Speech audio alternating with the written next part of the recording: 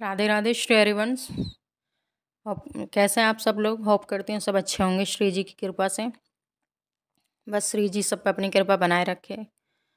और आज हम न्यू व्लॉग लेके आए हैं जिसमें हम बात करेंगे माघ मास में आने वाली पुत्रदा एकादशी, यानी कि जो रंग भरनी एकादशी के नाम से भी जानी जाती है, जो बहुत पावनमयी और बहुत पुण्यमयी एकादशी है।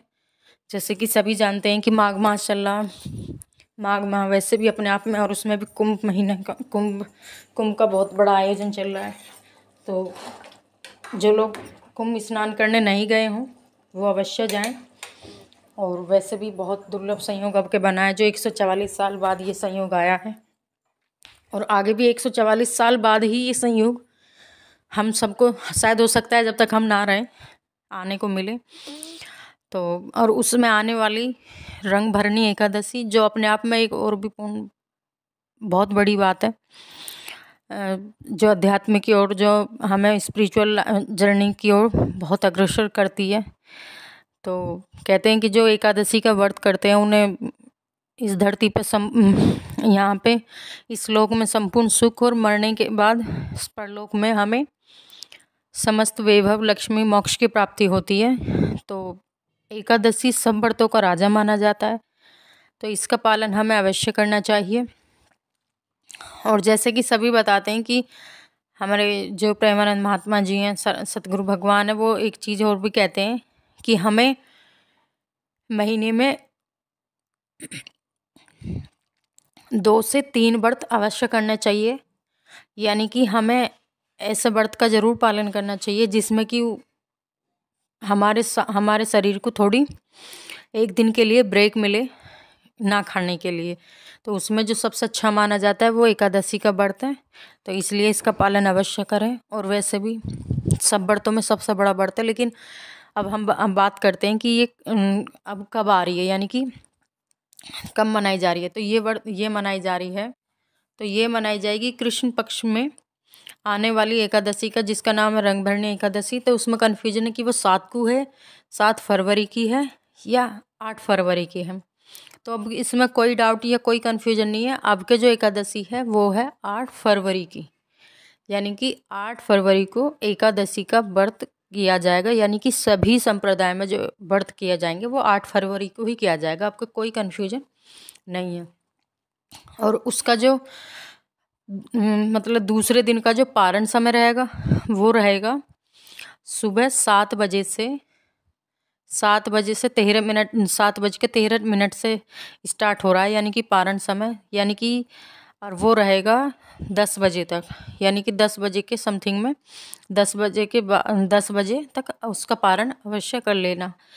कहते हैं कि जब तक हम अपने एकादशी के व्रत का हम व्रत करते हैं, सब चीज़ करते हैं, उसमें व्रत का पालन करते हैं, पुण्य दान पुण्य सब करते हैं, तो उसमें अगर हम व्रत का अच्छे समय पे हम पारण नहीं करते तो उसका हमें कोई भी फल नहीं मिलता, और उल्टा उसका पाप लगता है। तो इसलिए हमें अपने व्रत का समय पे पारण जरूर कर लेना चाहिए, क्योंकि उसका जब ही पूर्ण फल मिलता है। तो जो पारण समय रहेगा वो दूसरे दिन यानी कि 9 फरवरी को 7:13 से स्टार्ट हो रहा है, और उसके बाद 10 बजे तक रहेगा। यानी कि इस बीच में आप अपने पारण समय भी कर लें। और वही चीज़ उसमें माना जाता है कि कुछ लोग होते हैं जो पारण समय से पहले ही, पारण समय के बीच में ही अपना दान पुण्य सत्कर्म कर लेते हैं, वो और भी अच्छी बात है। हमें उसी बीच में अगर दान पुण्य भी करना हो तो कर सकते हैं, वो भी बहुत अच्छा माना जाता है।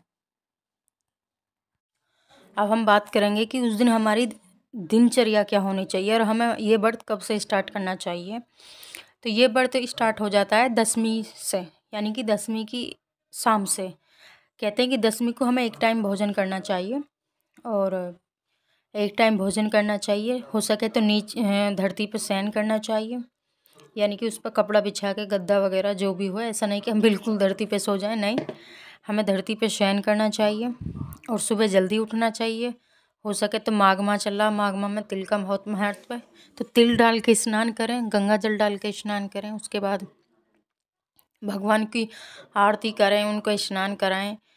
और शालिग्राम भगवान हो, लड्डू गोपाल हो, कान्हा जी हो, राधा युगल सरकार हो, जो भी हो आपके पास, उनकी अच्छे से सेवा करें, उनको अच्छे से भोग लगाएं। और आरती पूजा करें। उसके बाद जो भी हमारी जो हम कोई संप्रदाय से या कोई किसी के गुरु हैं, जो भी गुरु के द्वारा मंत्र हो, नाम हो दिया हुआ, हमें उसका जाप करना चाहिए निरंतर। और उस दिन तो हमें भगवान का नाम कीर्तन जाप ये ज़्यादा से ज़्यादा करना चाहिए।